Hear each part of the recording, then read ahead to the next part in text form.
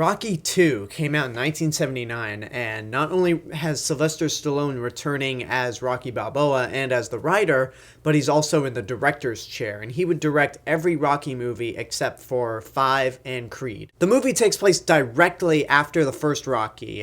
In fact, it even opens with a recap of the fight at the end of the movie, where Rocky, despite losing against Apollo Creed, has survived the full 15 rounds. And because he survived that long without getting knocked out, Apollo wants a rematch, but Rocky turns his back on boxing and says, I'm officially retired.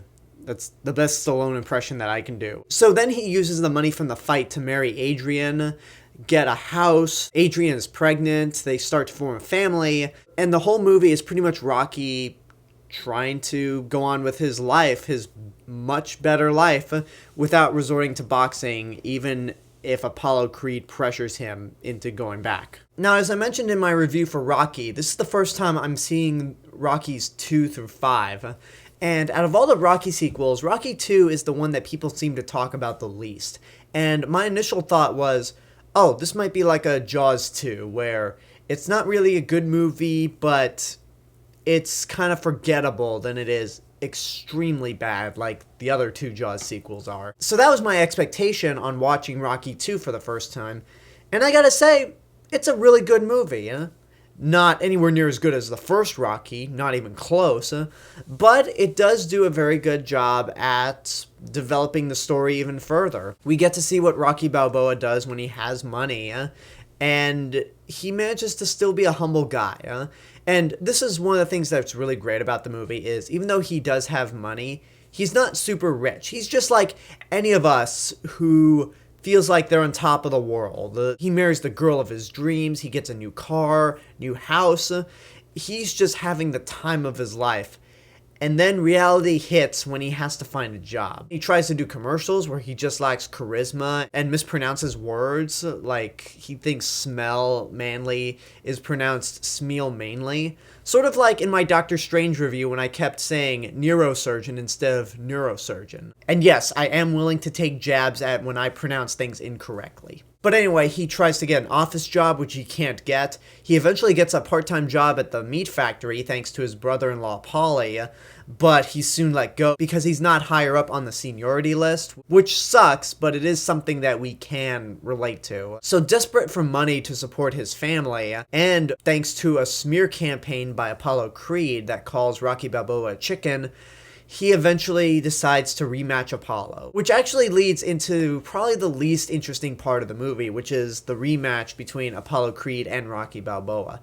Well, it's not bad, it just falls into the realm of, we've seen this already. And I know I gave the first Rocky movie a pass for being a little predictable with its story, but this is the sequel. By the time we get to the fight here, we already are going through the same motions that we went through with the first Rocky movie, except it has a different ending where Rocky actually beats Apollo and becomes the heavyweight champion. It's not bad, but it's just not the best part of the movie. The best part, honestly, is the whole middle act, when we see Rocky living his life and trying to support his family, because it makes us as an audience relate to this character, because we've all been in these kinds of scenarios where we're short on money, we're trying to support not only ourselves but our family, and the cast does a really great job. Sylvester Stallone is still great as Rocky Balboa, still very humble, at times an idiot, yes, but he is very likable. And there's 2 separate sequences that demonstrate not only Stallone's acting ability, but also really defines how much Rocky is such a humble character. In terms of showing Rocky's humble character, there's a press conference between him and Apollo saying all these nasty things about Rocky Balboa, and Rocky's still just a humble guy, being honest, being nice towards Apollo, saying what he's gonna do with the money.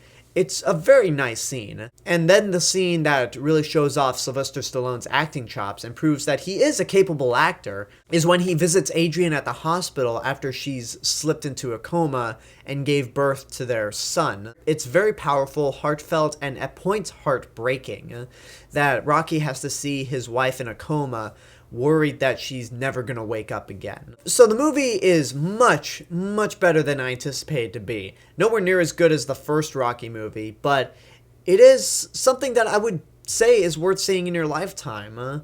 I mean, the first Rocky you could watch by itself and be done with it. But if you do want to see what happens next, then I would definitely recommend you watch Rocky 2. Again, it might fall into the realm of predictability, but like the first Rocky movie, it will leave you with a good feeling at the end. And that's my review for Rocky 2. Next week is going to be Rocky 3, which I promise I will get out on Wednesday. I do apologize for this review being late. But until then, I hope you enjoyed this review. Leave a comment down below and tell me what your thoughts are on Rocky 2, if and when you've seen it. And as always, this is the real Mr. Robinson telling you there's only one.